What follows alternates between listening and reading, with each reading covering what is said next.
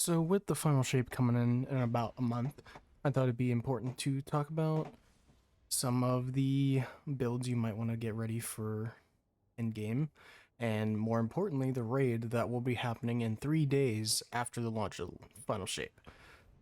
So a lot of people are starting to make these videos. I saw Clyde made a video that was kind of my inspiration for doing this, so shout out to him. But there was some stuff that I don't think he elaborated on enough. For example, eager edge swords are definitely going to be important because for the first couple days of the raid, we are going to have people trying to go worlds first. So if you're trying to go worlds first, or at least try to finish it, you probably want to get past jumping puzzles and stupid areas where it's just going to be like puzzles or something quicker. So Eager Edge is probably going to be your best bet for that. So you can get through all the junk quicker, like, like Hive Tomb ships from Kingsfall. Get through that a lot quicker. Then there's also some other stuff. Like, we got weapons. There are a couple of LMGs that are pretty good. We got stuff like Hammerhead, which is currently the week it came out. It just came out and you gotta do a mission for it. But it has some pretty good perks for a weapon that could be really good for out of control because you can have double damage perks. You could also go more ammo with rewind rounds and all that, but either way, there's also some other stuff. We got one that I didn't see talked about, but I think it's really good because technically with it you can get 40% extra damage instead of just 35 with Lumina if people both stack this. Is the Edge of Action Glaive for Titans, because it has a bubble mechanic where it gives you a mini Weapons of Light that's a 5% damage buff that stacks with everything. However, the new subclass also gives you weapon stacking that stacks with everything. So we could be seeing up to like a 55% damage buff, which will be pretty crazy. So I thought I would bring it up because obviously Lumina, yeah, that's pretty cool. But not many people talk about the stacking damage buff that you can get with the Glaive. Alright, another one, Agger's pretty simple. Use it on Warlock and you just make a bunch of crowd control happen with the shards that fly everywhere, and then all the, what is it, the little traces that go across the ground to hit more enemies, which is really good. Then another one I didn't see mentioned a lot because Sunshot is kind of like the big brother to it, is the Graviton Lance. Graviton Lance is really good right now. If you use it for Warlocks, you can use Weaver's Trance, which is a strand thing where you eat a shackle grenade instead of throwing it. And you can suspend everything that around you after you get a kill. So if you get a kill, then with Graviton, it'll cause an explosion, spawn a bunch of mini explosions, everything gets suspended, and it just keeps chaining itself. Obviously, we're talking about this. We got Sunshot. Sunshot's really good to get. I would try to get its Catalyst done because it has terrible range without it. But once you do get it, its range is at least decent.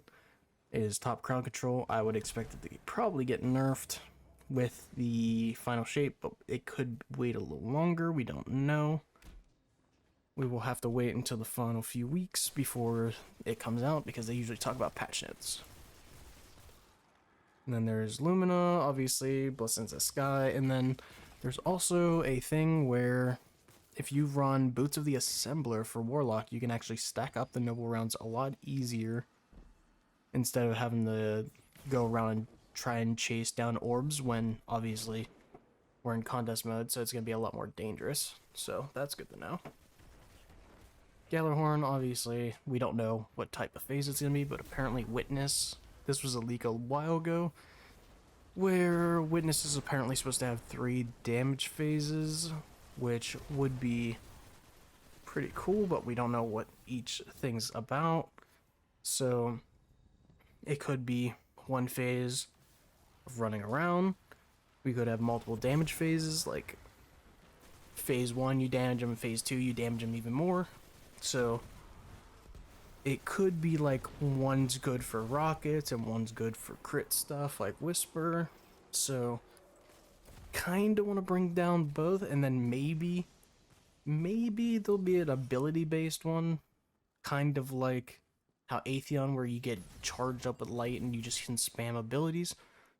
So having stuff like Golden Gun, Blade Barrage, souped up fusion aids with Verity's Brow, the Warlock helmet, stuff like that would be really good. Also, a lot of people weren't talking about this, but chain reaction on Forbearance will be getting nerfed. They already discussed it being nerfed, so a lot of people are still saying to get chain reaction. For now, it's good, but I would try to get one with Demo and Wellspring, so for ability spam. Ability spam is going to be really good with the Prismatic subclass, especially with the souped up grenades we're going to get when we get Transcendence. So being able to throw a lot more of them is going to be good, especially for the Hunter one, because the Hunter one looks crazy strong. So that be a good one to get. Also another sleeper option here, Queensbreaker. Queensbreaker did get a buff recently, and now it is hitting harder than most linears without a damage buff. So it is a good newish player option. Plus it is blinding, obviously, but for the most part, it is basically, if you don't have a God Roll linear fusion, you can use that because it hits pretty hard and you can shoot a lot faster than a sleeper and has way higher ammo economy. So there's that. Lament, obviously, is a decent choice because we have used it for a lot of bosses. You use it for Rolk, use it for Crota. Not so much anymore after people found out that the sword from Deepstone is better, but still good for sustain. A lot of people were talking about Zhali's Bane being basically pocket Sunshot, but I feel like the mini tool is way better and should be something you try to focus on getting because it is very, very good for ad clear. You get 1 or 2 kills with it and everything just starts exploding around you. And then we got Merciless, which is really good for day 1 stuff whenever you're all out of ammo with your heavy weapon. This puppy is really good for taking care of a lot of the enemies, so I would definitely do that. This is kind of just like a quick rundown of stuff that we could be using in day 1. So I'd use that. Obviously gets Catalyst because the Catalyst makes it a lot easier to use. And if you don't want to use Merciless, we also have the Riptide, which is kind of fallen off a little bit this season if you get the scatter one, but it will be decent. And then apparently there is this new thing they're doing with fusions where no matter what frame they are, they will proc the same amount of slowness, meaning the higher impact frames will still proc the same amount and do 3 bursts like the rapid fire. And if you're really poor and don't have anything, there's also Cartesian, which is in a world drop that you can get. You get Vorpal and Lead from Gold, and you're pretty much set. Because fusions are really good for generating super against bosses, and they're just really good damage. You can hit like 1,000,000 damage with them if you just have them in a little bit of weaken. Obviously, the scatter signal is really good, so I would get that. Get controlled burst and overflow, so you could just constantly deal damage. I like slice too. It might be good for day 1, so you can weaken the boss so they don't melt you as quickly. Another one I didn't see people really talk about is basically, I have the Immortal here, but any strand primary weapon, so you could spam a lot more threadlings and stuff like that. That'll help you with ad control, stuff like that, incandescent, volt shot, stuff like that. All really good to use. That's why I have like Akelos here. And then we have the subjunctive, which is also pretty good. And then after all that, we also have Parasite, which is very, very good. Parasite is pretty good this season after they gave it the reserve buff and the spike names are no longer really needed. So it got like an 8 or some percent damage buff, and then it also got the reserve buff, so now it's holding like 13 base instead of 10. So it's pretty good there.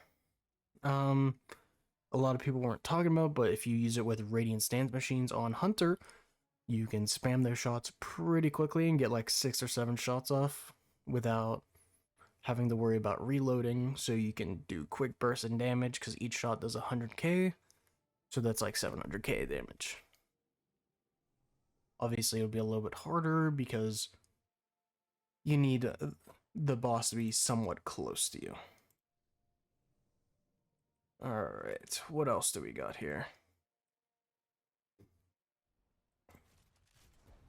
That looks like it might be it. Yeah, that's it for the most part. Those are the important ones I would talk about. Obviously, you want to get Last Wish weapons. They're currently farmable right now. You want to get not beloved. Supremacy.